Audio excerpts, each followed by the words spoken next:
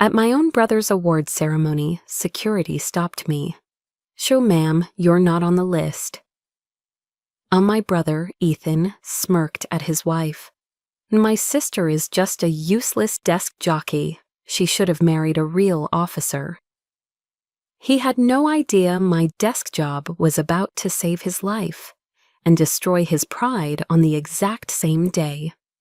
My name is Sophia Hayes. I am 34 years old. And on this brilliant May morning, the very air I breathed felt like a prelude to a familiar betrayal. It came in on the salty, sharp wind as I drove my car over the majestic arch of the Chesapeake Bay Bridge, the sun glinting off the water in a way that felt far too cheerful for the occasion.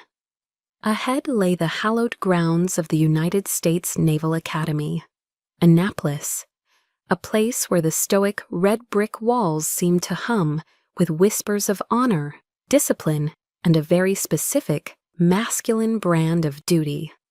As I found a parking space, I watched them, the proud military families, their postures straight, their faces beaming as they strolled across the immaculate green lawns. Their sons and daughters, the midshipmen, stood like statues in their pristine dress whites, the embodiment of a legacy I was born into but never truly allowed to claim.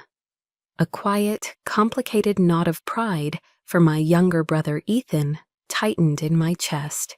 It was a feeling I had learned to temper over the years, to shield with a well-worn layer of resignation. I knew my role today. It was a part I had been playing for 15 years, a well-rehearsed performance as the supportive older sister, the quiet footnote in the grand story of the family hero. I was a shadow, a name whispered in the background. Taking a deep, steadying breath, I steeled myself to once again play the part of the sister with the desk job. At the main security checkpoint, I wore a simple, beige trench coat I'd deliberately chosen to conceal the crisp uniform beneath it, hiding the rank that rested on my shoulders. A young petty officer, his jaw set with the seriousness of his post, took my ID. He was all professionalism until his eyes scanned the guest list on his tablet. He looked up at me, a crease of confusion forming between his brows. "Ma'am, I'm sorry," he said, his voice polite but firm, trained to be unwavering. "I don't have a Sophia Hayes on the guest list for Lieutenant Hayes." He turned the tablet screen toward me, a gesture of proof that the error was not his. "The list I have is Captain David Hayes, Mrs. Margaret Hayes, and Mrs. Jessica Hayes, the lieutenant's wife." And then he read each name with military precision. David Hayes, Margaret Hayes, Jessica Hayes. Each one was a small, sharp hammer blow against my ribs. The absence of my own name was louder than any of theirs. This was not a clerical error. This was not an oversight. This was a deliberate, calculated act of erasure. As if summoned by the thought, the gleaming, ostentatious black SUV my family favored pulled up to the gate. The door opened and Ethan emerged, looking every inch the conquering hero in his perfectly tailored dress whites, the uniform seemingly radiating its own light against his tanned skin. He saw me standing there, saw the guard's apologetic stance, and a slow, knowing smirk, the kind of victory only a lifelong rival can truly savor, played on his lips. Instead of stepping forward to vouch for his own sister, he leaned toward his wife, Jessica, and said, his voice carrying with perfect clarity for both the guard and me to hear, "Probably some paperwork mix-up. She should have married a real officer instead of playing with spreadsheets." And the cruelty of it was breathtaking. My mother, Margaret, suddenly found the clasp of her antique pearl brooch to be the most fascinating object in the world, her hands fluttering in a theatrical gesture of avoidance. My father, David, a retired captain, simply scowled, his face a mask of deep, impatient annoyance, not for the insult, but for the public scene his daughter was causing. They didn't even look back. They walked past the checkpoint, leaving me behind as if I were a piece of luggage someone had misplaced, a lost item no one cared enough to claim. And a hot, creeping blush that had nothing to do with the sun washed over my face. Ethan's words were a slap, but my parents' silence was the true poison. It was complicity. It was the final quiet confirmation of a lifetime of being told I was less. And the young petty officer, now trapped in this excruciating family drama, began to speak, his voice laced with professional discomfort. "Ma'am, I'm going to have to ask you to step aside." And I didn't argue. I didn't protest. I simply stood there, my posture rigid, my spine a rod of ice, and watched them go. I watched them disappear into the hallowed grounds that had rejected me on their command. And in that moment of profound public abandonment, the hurt didn't vanish. It simply crystallized. It cooled and hardened into something else entirely. A decision formed in my mind as cold and hard as steel. In fine, let them believe it.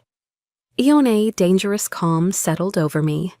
The storm inside me went still, its chaotic energy consolidating into a single sharp point of focus. In today's performance would be one for the ages. Hinin they would not see a single tear. I would not give them that satisfaction. Kin standing there on the manicured grounds of the academy, an outcast at the gate, I felt the present moment dissolve. The sting of Ethan's words became a key, unlocking a vault of memories I had long kept under guard. The cool, controlled woman I was now faded, and in her place stood the ghost of a teenage girl, forever standing on the outside of a circle of light, looking in. And the memory that surfaced first was drenched in the smell of charcoal and freshly cut grass. It was the day Ethan's acceptance letter to the academy had arrived. My father, a man who rarely showed emotion beyond a stoic nod or a stern frown, had transformed. He'd thrown a massive backyard barbecue, inviting what felt to her like every retired and active duty officer within a 50-mile radius. He stood by the grill, tongs in one hand and a beer in the other, his voice booming with a pride he never used for me. He draped an arm around Ethan's shoulders and introduced him again and again as the heir to the Hayes legacy. On later, my mother brought out a huge sheet cake from the local bakery, the kind with overly sweet frosting and airbrushed decorations. In bold blue letters, it read, "Congratulations, future Admiral." The whole world, it seemed, had stopped spinning for this one moment. It wasn't just a party, it was a coronation, a public declaration of the chosen son. And I, his older sister, was just a commoner in the crowd, a spectator at a ceremony held in my own backyard. I smiled, I clapped, and I felt utterly and completely invisible. And the universe has a cruel sense of irony. That very same week, I had won a National Science Fair award. My project, a complex cryptographic algorithm, had been recognized as one of the most promising in the country. I remember holding the award in my hands, a heavy gold-plated medal on a thick ribbon. For a few hours, I had allowed myself to feel a flicker of hope. Perhaps this, I thought, would be enough. Inyai found my father by the fireplace that evening, reading the Wall Street Journal. I approached him tentatively, the way a child offers a drawing, my heart pounding with a desperate need for his approval. "Dad," I'd said, my voice barely a whisper, I won." In an I held out the medal. He took it, his eyes barely leaving his newspaper. He glanced down at the intricate engraving, his expression unchanging. "Good job, sweetie," he murmured, the words automatic, devoid of any real warmth. He handed it back to me and then folded his paper. I was just thinking Ethan is going to need a serious physical training regimen to get ready for plebe summer. And just like that, the moment was over. The subject, as always, had returned to Ethan. The gold medal in my hand suddenly felt heavy, not with the weight of achievement, but with the dead weight of disappointment. Its shine seemed to dim under the fluorescent lights of our living room. Later that night, alone in my bedroom, I opened an old wooden box where I kept forgotten things, childhood trinkets, old letters. I placed the medal inside, nestled it between a dried corsage and a silver dollar from my grandfather, and I closed the lid. It became a secret I kept from the world, a silent, painful reminder that my victories, no matter how significant in my own world, were simply invisible in theirs. That feeling of invisibility crystallized a few years later. On the evening I told them my own career choice, I had gathered all my courage to announce that I had been accepted into the Naval Intelligence Program. My father muted the TV, his face hardening into the mask of disapproval I knew so well. He stared at me across the coffee table, his silence more intimidating than any shout. "Isn't it intelligence?" he finally said, the word tasting like an insult on his tongue. "That's a support role, Sophia. It's for people who can't make it in combat. The Hayes family are not support staff." My mother, ever the peacekeeper, jumped in with a placating smile. "Now, David," she'd said softly, laying a hand on his arm, "perhaps it's safer for her that way." In her words were meant to be a comfort, but they were a dagger. Safer for her. The implication was clear. I was weak, fragile, in need of protection, not suited for the real, glorious danger that men like my father and brother were born for. They didn't see my choice as strategic, as a different kind of warfare fought with intellect and analysis. They saw it only as a deviation from the path of glory they had laid out, a quiet failure to uphold the family tradition. That was the foundation upon which my entire career was built. On their dismissal, that was the fuel. The quiet, burning resentment from 1,000 tiny cuts had forged a resolve in me that they could never understand. My family thinks I play with spreadsheets. They picture me in a sterile government office, a beige cubicle, my greatest daily challenge a paper jam in the printer. The bitter irony is that they're not entirely wrong about the sterile part. They just have no concept of what that sterility truly contains. They know nothing of the place we call the tank. It's a nickname for a skiff, a sensitive, compartmented information facility buried deep underground, shielded from any form of electronic eavesdropping. The air is cold, recycled, and carries the low, constant hum of powerful servers. There are no windows.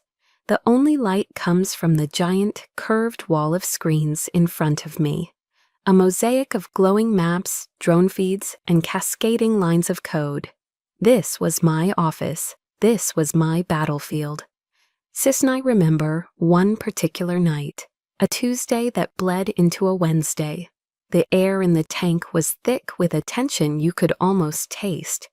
We were coordinating a high-risk hostage rescue in the Red Sea. A civilian oil tanker had been boarded by pirates, and a dozen lives hung in the balance. My team of analysts fed me data streams in a quiet, focused rhythm, their voices low and steady in my earpiece. My job was to see the whole board, to connect the dots faster than our enemy could. Shannon Viper 1, confirm target location. "You are 2 mics out," I said into my headset, my voice calm, betraying none of the adrenaline pumping through my veins. On the main screen, a satellite thermal image showed a cluster of heat signatures on the tanker's deck. Eagle Eye, give me thermal resolution on the bridge. I need a personnel count.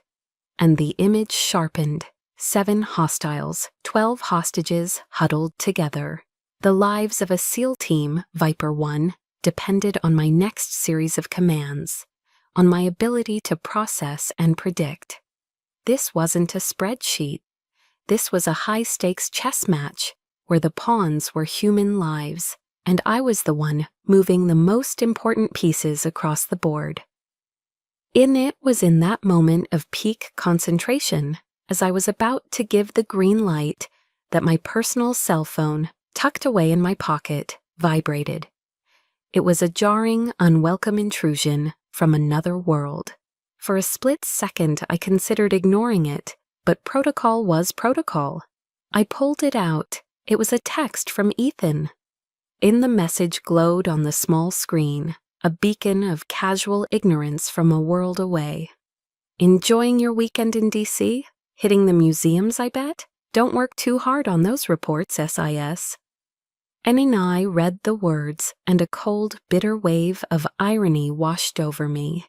Here I was in a life-or-death struggle against armed traffickers, my mind stretched to its absolute limit, and in his world, I was his boring older sister, a tourist in my own life, drowning in paperwork. The condescending nickname, SIS, felt like a final twist of the knife. I took a breath, my fingers tightening on the phone for a second, before I thumbed the power button, plunging the screen into darkness. I slipped it back into my pocket. My focus snapped back to the wall of screens, my voice emerging colder and sharper than before. "In standby, Viper 1, I commanded, my eyes catching a flicker of movement on a secondary feed. A small fishing boat, unlit, approaching the tanker from the stern. It wasn't on any maritime charts. It was a ghost. It's someone. Eagle Eye. Focus on that trawler. Now." The thermal image zoomed in. The boat was cold, but the shapes inside were not. 6 more heat signatures, armed, an ambush. They were waiting for the SEALs to board. "Send Viper 1, abort! Abort!" My voice was sharp, cutting through the silence of the tank. "I repeat, abort the breach. You have a secondary hostile force approaching from your 6. They're walking you into a kill box." On a wave of relief, silent and profound, washed through the room as the SEAL team confirmed the new orders. My analysis in that split second had just saved their lives. 8 hours later, at 3 a.m., I finally returned to my empty apartment in Washington, D.C. The adrenaline had faded, leaving behind a bone-deep exhaustion. The city lights twinkled through my window, a galaxy of strangers, none of whom knew what had just transpired in the darkness on the other side of the world. I walked to the liquor cabinet, my movements heavy, and poured a generous 2 fingers of Kentucky bourbon into a heavy glass. No ice. Ira and I stood by the window, swirling the amber liquid, the silence of the room a stark contrast to the controlled chaos of my work. I thought about the men of Viper 1, teammates whose faces I would never see, whose thanks I would never hear. I thought about the string of victories attributed to anonymous intelligence sources. Solitude was the price of this silent power. My family thought I pushed paper. They had no idea that those papers held the fates of nations, that the ink from my pen could move armies and shift the balance of power. They saw a desk job, I saw a global chessboard, and I had long ago accepted the terms of my service. I accepted the loneliness, the secrecy, the crushing weight of it all, on because the mission was always more important than a wounded ego. Unhope arrived when I least expected it, not in a blaze of glory, but in the quiet of a corner office in the Pentagon. It smelled of worn leather, old books, and freshly brewed coffee. 2 days after the Red Sea operation, 2 days after Ethan's text message had sliced through the tension of the tank, I was summoned by General Miller. And he was my commanding officer, a 4-star general with a reputation for being as brilliant as he was tough. His office overlooked the Potomac, and the walls were covered not with medals, but with maps and photographs of him with soldiers in the field. He gestured for me to sit as he walked over to a coffee machine, humming quietly in the corner. "Sintin, you look exhausted, Sophia," he said, his back to me. His use of my first name was unusual, a sign that this was not a formal debriefing. He turned around and handed me a heavy ceramic mug filled with steaming black coffee. It was a simple gesture, but in the context of my life, it felt monumental. And he sat down behind his large mahogany desk and looked at me, his gaze direct and piercing, yet completely devoid of judgment. It was the kind of look that made you feel seen, truly seen, not just as a subordinate or a set of skills, but as a person. "You saved 12 lives the other night," he stated, his voice a low, steady rumble. "And the lives of the entire SEAL team. The official report won't have your name on it for obvious reasons. But I know, and the president knows." He leaned forward slightly, his eyes holding mine. "You should be proud of that." And I stared at him, the warmth from the coffee mug seeping into my cold hands. For a moment, I couldn't speak. In my world, praise was a foreign language. The concept of being seen for what I did, rather than what I failed to be, was so alien that my mind struggled to process it. I felt a crack form in the icy facade I had so carefully constructed around myself. I wasn't Captain Hayes's daughter. I wasn't Ethan's overshadowed sister. In this room with this man, I was just Sophia. And for the first time in a very long time, that felt like enough. Then he let the silence hang for a moment, allowing his words to land. Then he continued. "The Joint Chiefs have been discussing Operation Blackwater. It's been long enough. We believe parts of it can now be declassified." Ian and I blinked, my mind racing. Operation Blackwater was my masterpiece, a multi-year intelligence campaign that had dismantled a global terror financing network. It was the work I was proudest of, and it was buried under layers of the highest security clearance. "Inai, the decision has been made," he said, a faint smile touching the corners of his mouth. "It's time we started recognizing our heroes in the shadows. The Department of the Navy has officially nominated you for the Distinguished Service Medal." And I felt the air leave my lungs. The Distinguished Service Medal. It was one of the highest non-combat honors, a recognition reserved for senior officers who displayed exceptionally meritorious service in a position of great responsibility. I was stunned into silence. He began to speak about my career, referencing specific operations, strategic successes, and analytical breakthroughs, accomplishments I had locked away in classified files, accomplishments even I had almost forgotten in the relentless churn of the next mission. He saw the whole picture, the entire tapestry of my career, not just the disconnected, meaningless threads my family perceived. Sneh raw, unfamiliar emotion swelled in my throat. On impulse, driven by the unexpected safety of this space, I heard myself confess the one thing I never spoke of. "Sir," I said, my voice barely a whisper, "my own family. They think I have a desk job. They think I push paper." And I expected a nod of sympathy, perhaps a look of pity. Instead, General Miller leaned back in his chair and let out a deep, booming laugh. It wasn't a laugh of ridicule. It was a laugh of pure, unadulterated delight, of someone who appreciated a grand cosmic irony. "In a desk job," he roared, shaking his head in disbelief. "Well then," He leaned forward again, his eyes twinkling with a sudden, brilliant idea. In that case, I think we ought to give them the biggest surprise of their lives. And he paused, letting the idea form, a master strategist seeing a new move on the board. Your brother's awards ceremony is next month, isn't it? At Annapolis. Anai nodded, confused. In how poetic would it be, he said, his smile widening, to recognize two of Captain Hayes's children on the same day, for two very different, but equally vital, forms of service to this nation. And his words landed in the silent, barren landscape of my hope and bloomed. A wild, audacious idea took root in my mind. The thought that my truth, my real story, could finally be brought into the light, not by my own desperate explanations, but by the undeniable official recognition of the United States Navy.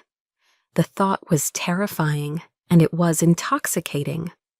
In the seed of hope General Miller had planted felt fragile, a delicate green shoot in the barren soil of my heart. But my memory, a far more cynical and experienced gardener, immediately conjured the ghost of the last 4th of July, a day that served as a perfect, suffocating reminder of why such hope was a dangerous thing to entertain. And the scene replays in my mind like a worn-out home movie, a tableau of quintessential American perfection. My parents' sprawling backyard in suburban Virginia, heavy with the smoky, savory scent of burgers and hot dogs, sizzling on my father's oversized gas grill. An American flag, Old Glory herself, waving proudly from a pole on the porch. A large blue Coleman cooler, sweating in the afternoon sun, packed with cans of Miller Lite and Coca-Cola. It was a picture-perfect, Rockwellian painting of family and patriotism. And as always, I was just part of the background scenery, a detail to make the composition feel complete. The true focus, the sun around which our entire family solar system was forced to orbit, was Ethan.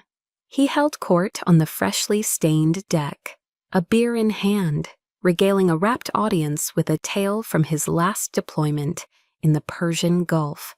It was a good story, I had to admit, full of roaring engines, tense standoffs, and split-second decisions. It was also about 80% fiction. I knew this because I had read the official after-action report, a document so classified that its existence was a secret. I knew that in the real event, he was a supporting character, a competent officer who did his job. But here on his stage, under the adoring gaze of our father, he had given himself the starring role. My dad, his face beaming with a vicarious pride that was almost painful to watch, would nod along, interjecting with technical details about the FA-18 specs or the carrier group's protocols, lending his own authoritative weight to the embellished narrative. It was a play, a tired, predictable one they had been performing for my entire life, and I was, as always, the unwilling audience member, contractually obligated by blood to applaud a performance I knew was a fraud. Anna later, while my father and Ethan were deep in a debate about military spending, my mother caught my arm with a gentle but firm grip. "Come help me in the kitchen for a minute, dear," she said, her voice bright and conspiratorial. This was her signature move, the gentle summons to a private space for a not-so-gentle, soul-crushing critique. And in the cool of the kitchen, she pulled a large bowl of potato salad from the refrigerator, her back to me as she fussed with the plastic wrap. "You see Jessica out there," she began, her tone meticulously casual. "She just knows how to take care of Ethan. She makes his life so easy when he's home. It's a real gift, you know." She turned to face me then, her smile a carefully constructed mask of maternal concern that didn't quite reach her eyes.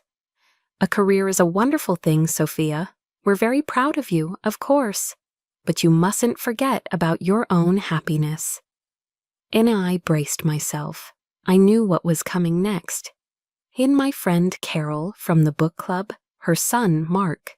He's an orthopedic surgeon, you know, very successful, very handsome, and he's finally single again. I was just thinking. And I let her words wash over me, each one a tiny, perfectly aimed dart. It wasn't about my happiness, it was a judgment. It was a quiet, firm declaration that my life, the one I had sacrificed and fought for, the one I had painstakingly built for myself in the shadows, was fundamentally incomplete. My career in her eyes was not a source of pride or fulfillment, but a temporary placeholder, a waiting room for the only event that truly mattered in a woman's life, marriage. I wasn't a success. I was a problem to be solved, a loose end to be tied up in a neat matrimonial bow with a doctor. "And that's very thoughtful of you, Mom," I said, my voice perfectly even, a testament to years of practice. "But I'm happy."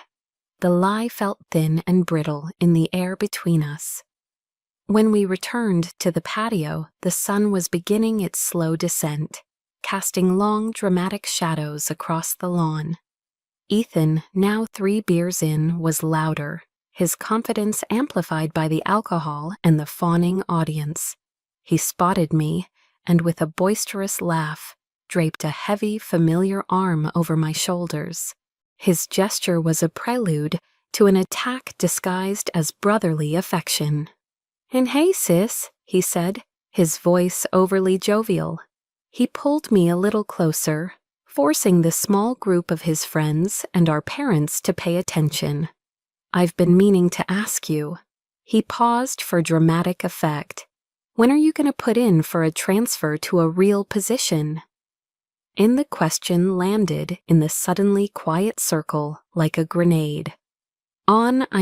He continued, either oblivious or indifferent to the sudden tension. "Somewhere you can actually make a difference.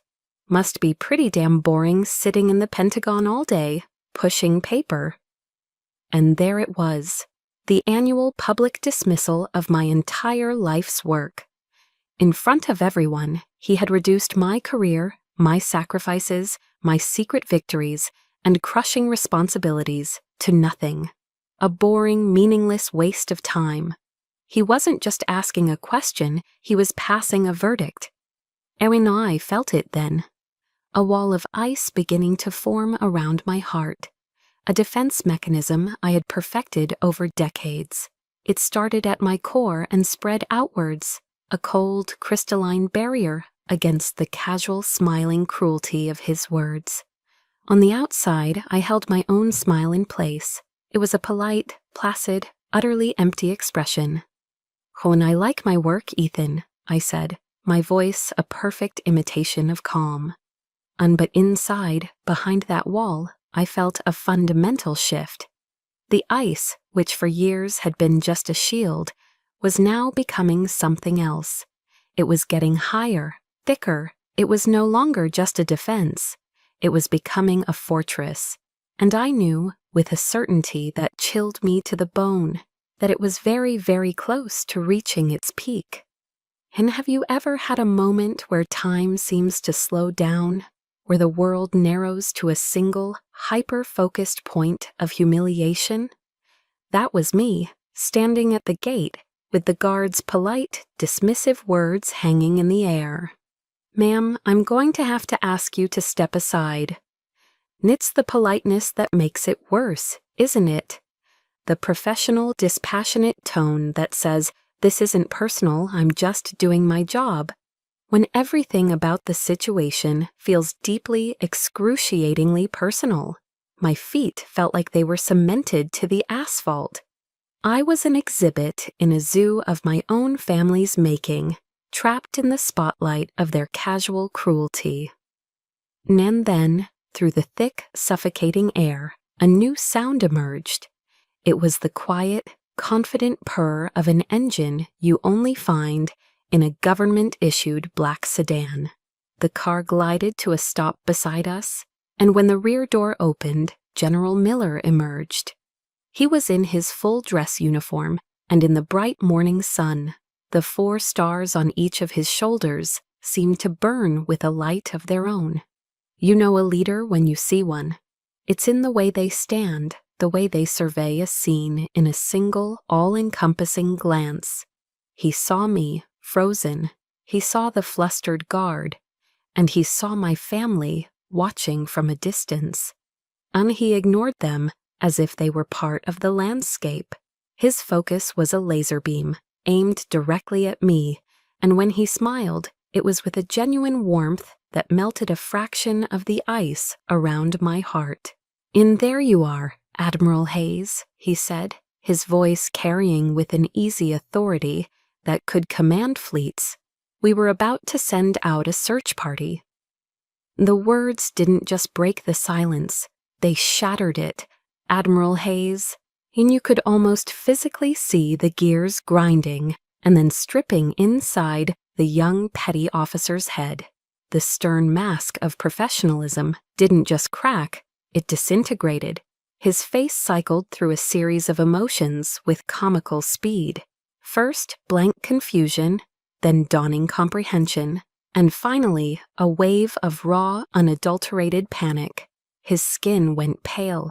He had just been seconds away from physically ejecting a flag officer, a rear admiral, from a Naval Academy event. He knew, and I knew, that in the rigid, unforgiving world of military hierarchy, he had just stared into the abyss of his own career. "A Admiral, ma'am, my deepest, most sincere apologies," he stammered, his body snapping into a salute so sharp it was a miracle he didn't dislocate his shoulder. He practically threw himself at the gate controls, swinging the barrier open with a desperate, frantic urgency. It's amazing what a title can do, isn't it? The first jarring taste of a power I had earned in the shadows was now on full display in the sun. General Miller placed a light, guiding hand on my elbow. He leaned in, his voice a low, protective murmur for my ears only. "Are you all right, Sophia? Do I need to go have a word?" And then my gaze drifted past his shoulder to the 3 people who were my blood. They were staring, their mouths slightly agape. You've seen that look before, I'm sure. The look of utter, slack-jawed bewilderment, when the world as you know it has just been turned completely upside down. And the old Sophia, the ghost of the girl who spent her life desperate for a scrap of their approval, screamed inside me to say yes, yes, go over there, make them see, make them understand, but that girl had died on this very spot, just a few minutes ago.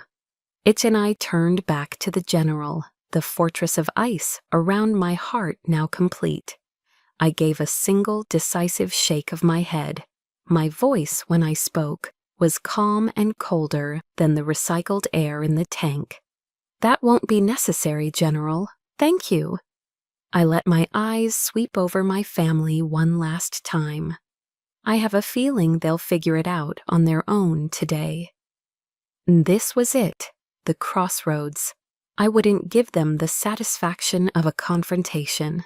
I would deny them the chance to prepare, to recalibrate, to craft a new performance of feigned shocked pride. I wanted to see their unfiltered reactions. I wanted to watch them process the truth without any help from me. "Fenton, as you wish, Admiral," General Miller said, and the look in his eyes was one of pure, unadulterated respect. Soon he straightened up, and with his hand still a firm, supportive presence on my elbow, began to escort me through the gate. He didn't just walk me in, he led me with purpose, on a direct path toward the reserved VIP seating at the front. Our route took us right past the row where my family sat. Tiz and I kept my chin high. I kept my eyes fixed forward on the podium, on the flag, on my future. I did not grant them a single glance, but I felt their gaze on me like a physical force. As we passed, I heard it, a choked, incredulous whisper from my father to my brother, "On Admiral." And that one word, spoken in a tone of utter disbelief by the man who had dismissed my life's work, was the final echoing drop. A lifetime of slights flashed through my mind, the ignored medal, the condescending jokes, the endless gushing praise for Ethan's real service. Every moment of feeling invisible, of being told I wasn't enough. It all came to a head in that single whispered question. In the last drop had fallen. The glass was not just full, it had shattered. So today was not about asking for their approval. That ship had sailed long ago, and I was finally letting go of the rope. Today was about forcing them to reckon with the truth they had so comfortably, so cruelly chosen to ignore. My silence was over, but my answer wouldn't be spoken. It would be worn. It was in the 2 silver stars gleaming on each of my shoulders. General Miller led me to a private waiting room tucked away behind the main stage, a quiet sanctuary from the growing crowd. The room was simple, furnished with a few leather armchairs and a small table with a pitcher of ice water. He gave me a knowing nod. "Take a moment, Admiral. The ceremony begins in 15. Then he closed the door, leaving me alone with my thoughts and the faint, muffled sounds of the brass band tuning up outside. In I walked over to the full-length mirror on the far wall. The woman looking back at me was a stranger, and yet more myself than I had ever been. There was a nervous energy thrumming just beneath my skin, the familiar adrenaline rush that comes before a major operation. This was no different. This was a strategic maneuver, one that required careful, deliberate preparation. In my hands moved with practiced precision. I slipped off the beige trench coat, the civilian armor I had worn for so long. I folded it neatly and placed it on a chair. It lay there, a soft, crumpled symbol of the person I used to pretend to be, a ghost. And beneath it was the crisp, immaculate uniform of the United States Navy, the service dress whites. I took a moment to adjust the fit, smoothing the fabric over my shoulders. Then, from a small velvet-lined box I took from my purse, I retrieved my rank insignia, 2 silver stars for each shoulder board. They were cool and heavy in my palm. This wasn't just about dressing for a ceremony. This was a silent, personal ritual. With slow, methodical movements, I affixed the stars to my shoulders. Each click of the pin into its fastening was a decisive sound, a final confirmation. Click. This is who I am. Click. This is what I have earned. And I was no longer just Sophia Hayes, the quiet daughter. I was Rear Admiral Hayes, a flag officer in the most powerful navy in the world. I was dressing myself in the truth. Sen. When I stepped out of the waiting room and back into the designated VIP section, the atmosphere had changed. The seats were filling up, a sea of uniforms and formal attire. A few senior officers, a vice admiral I knew from the Joint Staff, and a Marine Corps general spotted me. Their faces lit up with genuine recognition. "In Admiral Hayes," the vice admiral said, extending his hand. "I heard they were finally declassifying Blackwater, a phenomenal piece of work. Congratulations." "And long overdue, Sophia," the Marine general added with a gruff, approving smile. "You and your team ran circles around them. We owe you one for that." Each handshake, each word of praise from these men who understood the sacrifices, who spoke the same language of service and strategy, was like a brick being laid in the foundation of my confidence. It was a stark, almost painful contrast to the cold, confused stares I could feel, coming from the guest section. My family didn't know me, but these people, My peers, my colleagues, they knew. Their respect was a shield, a solid, impenetrable wall of validation that I would carry with me into the battle ahead. In I took my assigned seat next to General Miller, my back straight, my hands resting calmly in my lap. And then I allowed myself to feel it, the weight of their gaze from across the aisle. I didn't need to look to know they were staring. I could feel the intensity of it, a mixture of disbelief and a dawning panicked confusion. Etienne and I could picture the scene perfectly. My father leaning in, whispering urgently to my mother fanning herself with the ceremony program, her eyes wide with shock. And Ethan, I could feel his stare most of all. It was a focused, burning beam of bewilderment. He would be looking at the 2 silver stars on my shoulders, the impossible, incomprehensible truth of them. In his mind, the math wouldn't add up. The sister he had mocked just an hour ago, the boring paper pusher, was wearing a rank that took most men a lifetime to achieve, if they ever did. And I met his gaze for a fraction of a second across the crowd, offering nothing more than a calm, polite, almost imperceptible nod. Then I turned my attention back to the stage, and the game had begun. But for the first time in my entire life, I wasn't a pawn, sacrificed for the sake of the king. On today, I was the queen, and I was about to checkmate them all. My silence now was more powerful than any argument I could ever make. It was the calm before the storm, the quiet intake of breath before the truth was finally spoken aloud. In the master of ceremonies, a captain with a voice as smooth as polished brass stepped up to the podium. And now for the presentation of the Navy and Marine Corps Commendation Medal to Lieutenant Ethan Hayes for meritorious service in support of combat operations.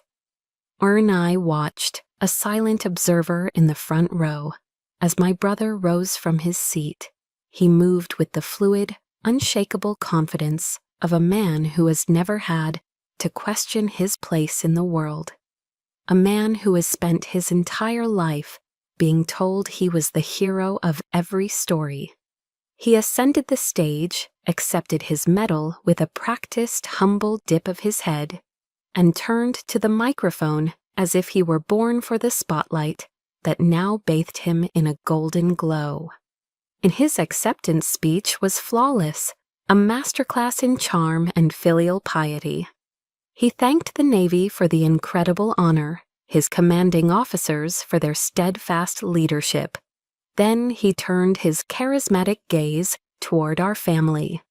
"I want to thank my father, Captain David Hayes," he said, his voice ringing with a sincerity that could move mountains, "for teaching me what it means to be a warrior, for showing me the path of duty, honor, and courage." He smiled at my mother, a warm, affectionate smile, and to my mother Margaret for her unending support and prayers. He then gave a subtle, charming wink to his wife.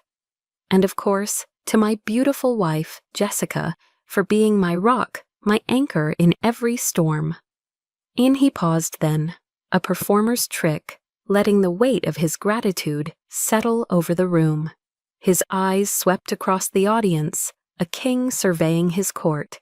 For a fraction of a second, his gaze passed directly over me, sitting in the front row of the VIP section. There was no recognition, no emotion, not even a flicker of acknowledgement. It was as if he were looking at a piece of furniture, a stranger, a seat filler. Then he continued, concluding his speech with a final, patriotic flourish that earned him a thunderous, sustained applause. He never mentioned my name.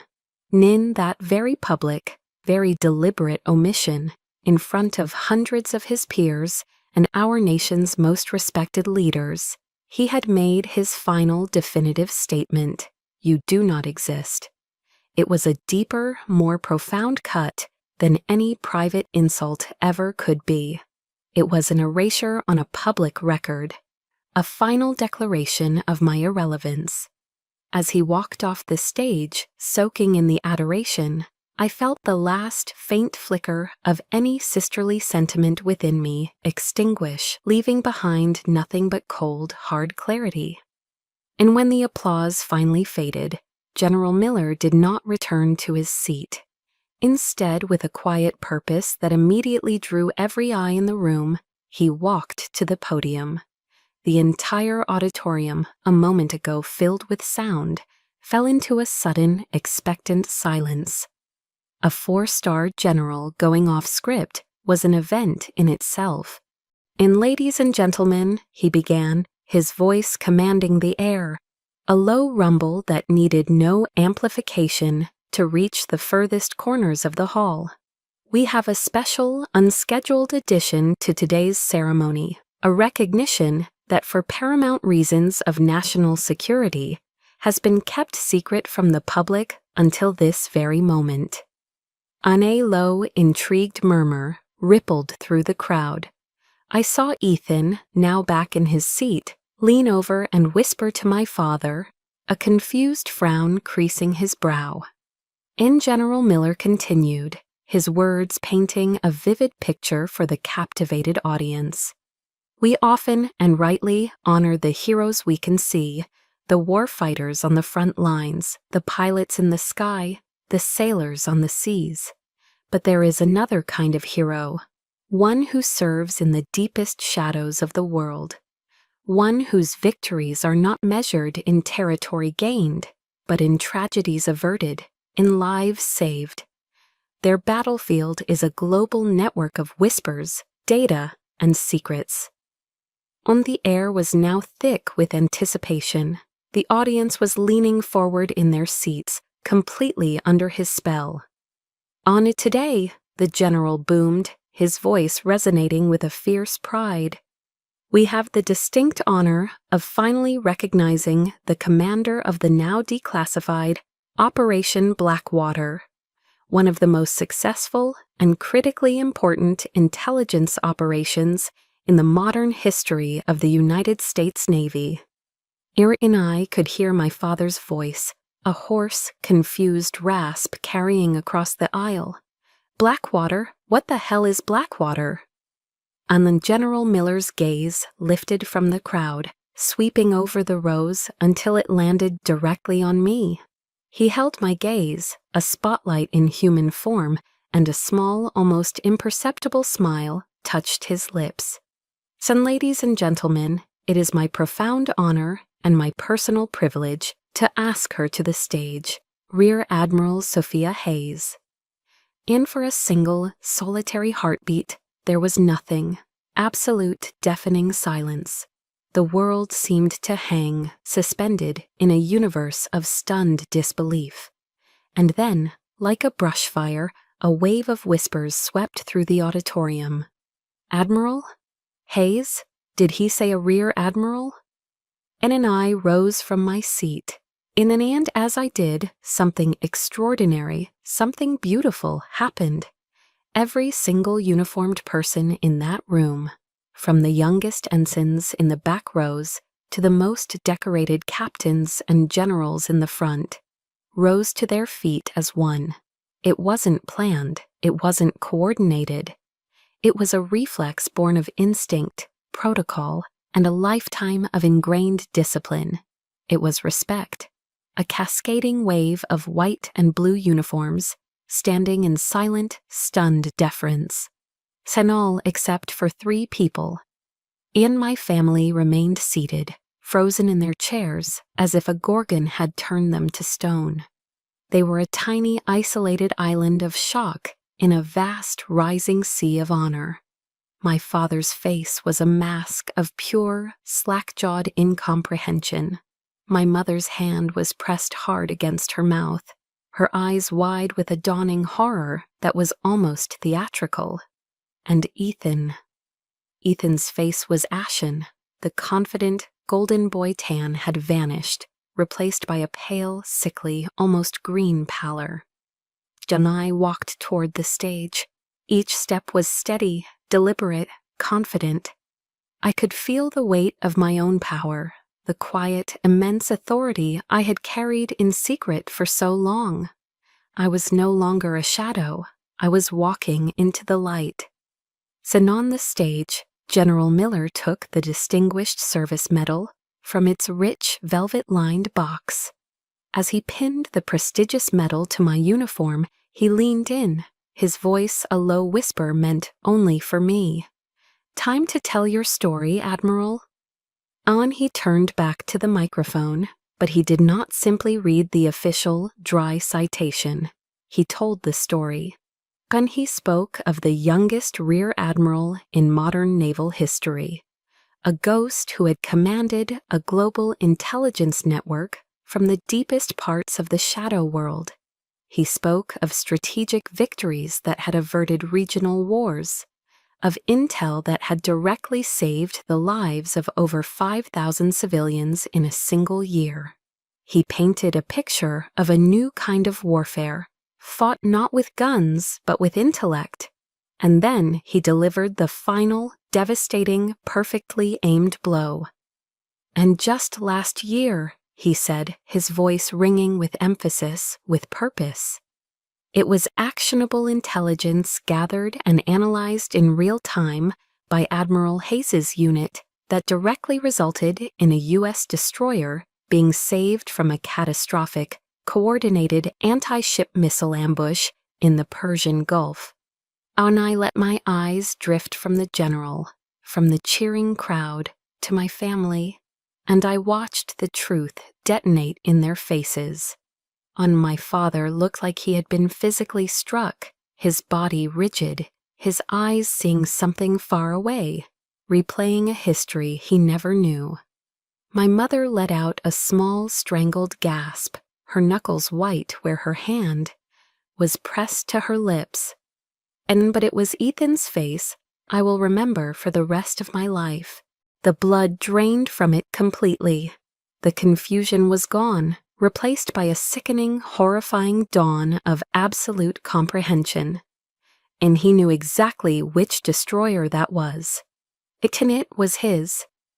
The applause felt like a distant ocean roar. Standing on that stage, with the weight of the medal on my chest and the respect of my peers surrounding me, I felt a sense of quiet, profound release. The battle was over. The truth was out. At the reception that followed, a grand ballroom filled with the clinking of glasses and the low hum of important conversations. I was no longer a shadow. I was a center of gravity. A group of congressmen from the House Armed Services Committee were congratulating me when I saw them approach, my family. They moved together like a wounded animal, a tight, defensive cluster cutting through the crowd. Ethan was in the lead, his handsome face a hard, tight mask of fury. My father followed, his expression unreadable, a complex mixture of shock and something I couldn't yet name. My mother trailed behind, clutching my father's arm, her face pale. They stopped a few feet away. The congressmen, sensing the sudden drop in temperature, politely excused themselves. Ethan didn't wait for them to be out of earshot. "Rear Admiral Hayes," he said, his voice a low, venomous hiss. He spat the title like it was a curse. That was quite a performance. My father remained silent, his eyes, for the first time, refusing to meet mine. "And you lied to us," Ethan continued, his voice rising, drawing a few curious glances. "You lied to all of us, for 15 years. You let us believe you were nothing, a failure." And I saw General Miller, across the room, catch my eye. He gave a subtle, almost imperceptible signal to one of his aides. A young, polished lieutenant commander appeared at my elbow instantly. "Admiral," the aide said smoothly, his voice a calm counterpoint to Ethan's rising anger. Perhaps this conversation would be more comfortable in the private conference room? He led the way, and my family had no choice but to follow. The walk down the quiet, carpeted hallway felt like a march toward a final, unavoidable sentencing. Inside the soundproofed conference room, with the door firmly closed, Ethan's carefully contained rage finally exploded. "None, why?" he yelled, his voice cracking. He began to pace the length of the room like a caged tiger, his fists clenched at his sides. "Why would you do that to us? You turned your own family into a laughingstock out there. You stood by and let me lecture you about sacrifice, about service. You were laughing at me the whole time, weren't you?" And he spun to face me, his eyes wild with a wounded pride I knew all too well. It was the Hayes pride, the pride of the warrior. "And I was on the front lines," he shouted, jabbing a finger at his own chest. "Dad was on the front lines, we served, and you sat in a goddamn air-conditioned office, playing war games on a computer, and you get a medal bigger than both of ours combined? It's a joke. It's insulting." His words were a desperate, frantic attempt to rebuild the pedestal he had just been knocked from. He wasn't angry that I had lied. He was angry that I was more successful than he was. He was angry that my desk job had saved his life. And I let him vent. I let the storm of his ego break against the calm, silent fortress I had become. I walked over to the mahogany conference table, poured a glass of water from the crystal pitcher, and took a slow, deliberate sip. I waited until his shouting subsided into ragged, heavy breaths. And only then did I speak. My voice was quiet, devoid of any emotion, as flat and calm as a still lake. "And I was never laughing at you, Ethan," I said, setting the glass down with a soft click. "I was doing my job, a job that, by its very nature, required absolute secrecy." And I shifted my gaze from him to my father. For the first time, he looked me in the eye. "And did you ever once ask me about the specifics of my work, Dad?" I asked, my voice still quiet, still controlled. "Or did you just assume it was paper pushing because it didn't involve a weapon?" I turned to my mother, who was now weeping silently into a handkerchief. "Did you ever once ask me if I was happy with my career, Mom? Or did you just ask me when I was going to get married?" And I looked back at all of them, the jury of my childhood. I didn't lie to anyone. I simply stopped trying to explain myself to people who had already decided they weren't going to listen. In my words hung in the air, a final damning verdict. The silence that followed was heavy, absolute.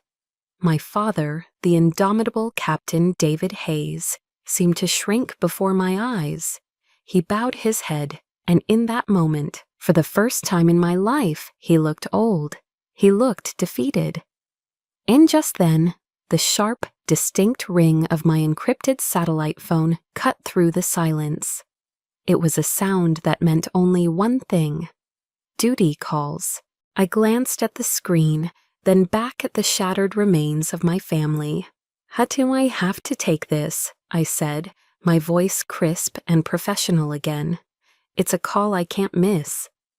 And I turned and walked toward the door, my heels clicking softly on the polished floor. I paused with my hand on the doorknob, my back to them. I allowed one last small piece of my old self to speak. "Eldon, I love you," I said, the words feeling foreign but necessary. "But I will not be dismissed by you ever again. If we are going to have a relationship from this day forward, it will be one that starts with respect, real respect." John and I let the words hang in the air for a moment, a final non-negotiable term of surrender. And think about it. And then I walked out of the room, closing the door softly behind me, leaving them alone in the echoing silence of the truth. 6 months passed, 6 months of careful, tentative steps across a newly drawn map. My ultimatum at the ceremony wasn't a finish line. It was a starting line for a different kind of relationship, one I wasn't sure my family was capable of running. Ek and I walked into my parents' living room on a quiet Sunday afternoon. The first thing I noticed was something new against the far wall. It was a beautiful, glass-fronted display cabinet made of dark cherry wood. My father was there, a soft cloth in his hand, carefully polishing the glass. His own medals and my grandfather's were arranged tastefully on the lower shelves. But in the center, on the main shelf, at eye level, sat my Navy Distinguished Service Medal. It was flanked by a framed, high-resolution photograph of me on the stage at Annapolis, with General Miller pinning the medal to my uniform. And my mother came in from the kitchen, carrying a plate of her classic chocolate chip cookies, still warm from the oven. She smiled at me, a real smile, one that reached her eyes. "Ken, your father built that last month," she said softly. "He said it was the first time the Hayes family display case told the whole story of service. And not the story of the men, not a story of combat versus support, just service. It was a small change in wording, a subtle shift in the family narrative, but it felt as significant as the moving of a continent." And yet that evening, dinner was different. The air was lighter. The usual performance was gone. There were no exaggerated war stories, no bravado. Instead, my father, after clearing his throat, looked at me across the dinner table. "Sophia," he began, testing the name out, "what are the biggest challenges you face with personnel management at the Pentagon? With that many high-level civilians and officers, the politics must be complex." And it was a real question, a question born of genuine curiosity. Later, Ethan talked about a new risk analysis protocol he was implementing on his ship. "It's funny," he said, not quite meeting my eye. "Some of the principles, I feel like I learned them from somewhere." He chanced a quick glance at me, a shy, almost embarrassed smile touching his lips.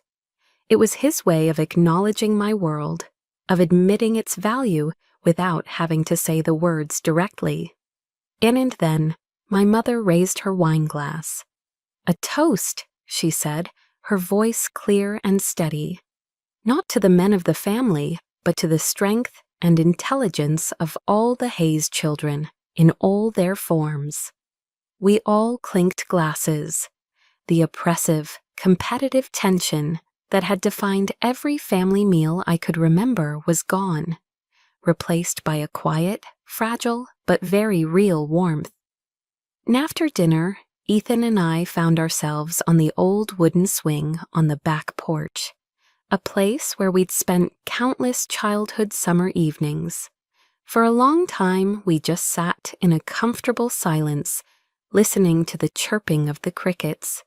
And he was the one who spoke first, his voice low and devoid of its usual arrogance.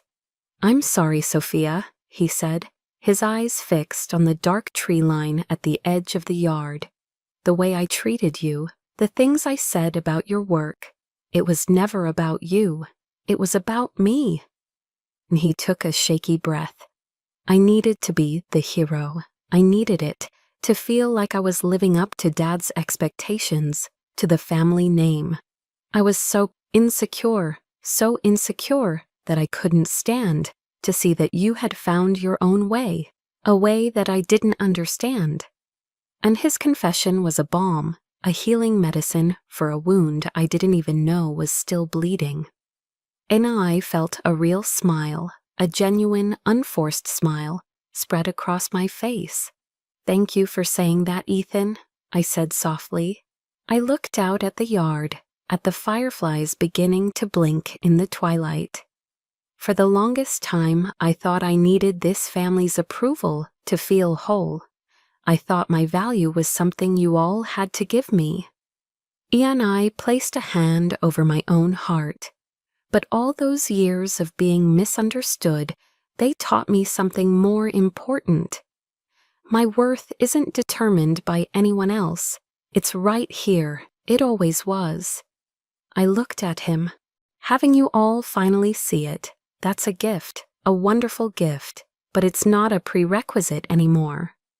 Nathan nodded slowly, a look of profound understanding on his face. I'm really proud to be your brother, Sophia. And for the first time, I could say it and mean it with every fiber of my being. And I'm proud to be your sister. In the peace I felt in that moment wasn't a victory. It was something better. It was acceptance. It was a dawn I had made for myself. Admiral Sophia Hayes's journey is a powerful reminder that our true worth is never determined by others.